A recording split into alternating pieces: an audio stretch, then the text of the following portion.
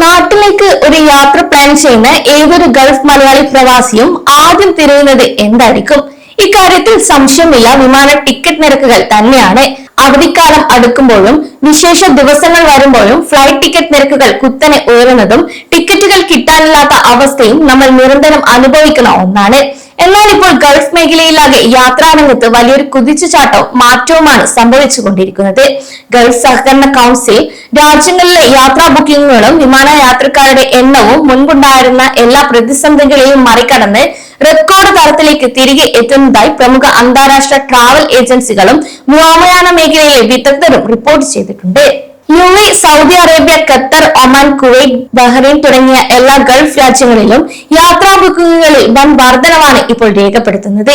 ഈ ഒരു പുതിയ ട്രെൻഡ് നാട്ടിലേക്ക് പോകാൻ കാത്തിരിക്കുന്ന മലയാളി പ്രവാസികളുടെ പോക്കറ്റിനെയും യാത്രാ പ്ലാനുകളെയും എങ്ങനെ ബാധിക്കുമെന്നും വരാനിരിക്കുന്ന മാസങ്ങളിൽ വിമാന ടിക്കറ്റ് നിരക്കുകൾ ഉയരുമോ, കൂടാതെ ഏറ്റവും കുറഞ്ഞ നിരക്കിൽ എങ്ങനെ നാട്ടിലേക്ക് ടിക്കറ്റ് ബുക്ക് ചെയ്യാം, ഇത്തരം കാര്യങ്ങളാണ് ഈ ഒരു വീഡിയോയിലൂടെ വിശദമായി പറയുന്നത്.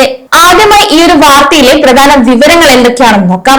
കഴിഞ്ഞ കുറച്ചു മാസങ്ങളായി മേഖലയിൽ ഉണ്ടായിരുന്ന ആശങ്കകളും തടസ്സങ്ങളും പൂർണ്ണമായി മാറി പ്രവാസി സമൂഹത്തിൽ യാത്ര ചെയ്യാനുള്ള ആത്മവിശ്വാസം ശക്തമായി തന്നെ തിരികെ എത്തിയിരിക്കുകയാണ്. UAE നിന്നും മറ്റ് GCC രാജ്യങ്ങളിൽ നിന്നും ഏഷ്യൻ രാജ്യങ്ങളിലേക്കും പ്രത്യേകിച്ച് ഇന്ത്യയിലേക്കുമുള്ള വിമാന സർവീസുകളിൽ ബുക്കിംഗ് നിരക്ക് 85% മുതൽ 95% വരെ ഉയർന്നതായാണ് വ്യോമയാന ഏജൻസികളുടെ കണക്കുകൾ വ്യക്തമാക്കുന്നത്. പ്രമുഖ വിമാന കമ്പനികളായ Emirates, Etihad, fly Dubai, Air India Express, IndiGo എന്നിവയെല്ലാം അവരുടെ വിമാന സർവീസുകളുടെ ശേഷി പരമാവധി ഉയർത്തിയിട്ടുണ്ട്. എന്നാൽ യാത്രക്കാരുടെ എണ്ണത്തിൽ ഉണ്ടാകുന്ന ഈ ഒരു വലിയ കുതിച്ചുചാട്ടം പ്രവാസികൾക്ക് നൽകുന്ന പ്രധാന മുന്നറിയിപ്പ് എന്താണെന്ന് നോക്കാം.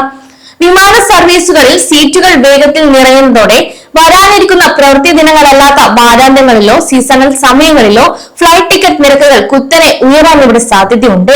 അവസാന നിമിഷം ടിക്കറ്റ് എടുക്കാൻ കാത്തിരിക്കുന്നവർക്ക് ഇരട്ടിയും 30 ഇരട്ടിയുമായ നിരക്കുകൾ നൽകേണ്ടി വരും. അതുകൊണ്ട് തന്നെ നാട്ടിലേക്ക് പോകാൻ തയ്യാറെടുക്കുന്ന ഓരോ ഗൾഫ് മലയാളിയും അവരുടെ യാത്രാ പ്ലാനുകൾ മുൻകൂട്ടി ആസൂത്രണം ചെയ്യേണ്ടത് വളരെ അത്യാവശ്യമാണ്.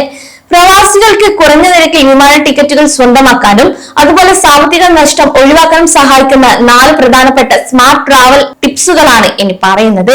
ഒന്നാമത് 45 മുതൽ 60 ദിവസത്തെ മുൻകൂട്ടി ബുക്കിംഗ് നിയമമാണ്.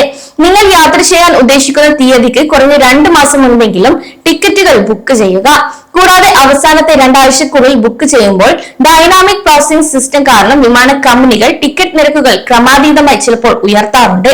മുൻകൂട്ടി ബുക്ക് ചെയ്യുന്നതിലൂടെ ചെറിയൊരു തുക ഇതുവരെ ലാഭിക്കാൻ സാധിക്കും. രണ്ടാമത് ഫ്ലെക്സിബിൾ തീയതികളും അതുപോലെ സമീപത്തുള്ള എയർപോർട്ടുകളും പരിശോധിക്കുക എന്നതാണ്.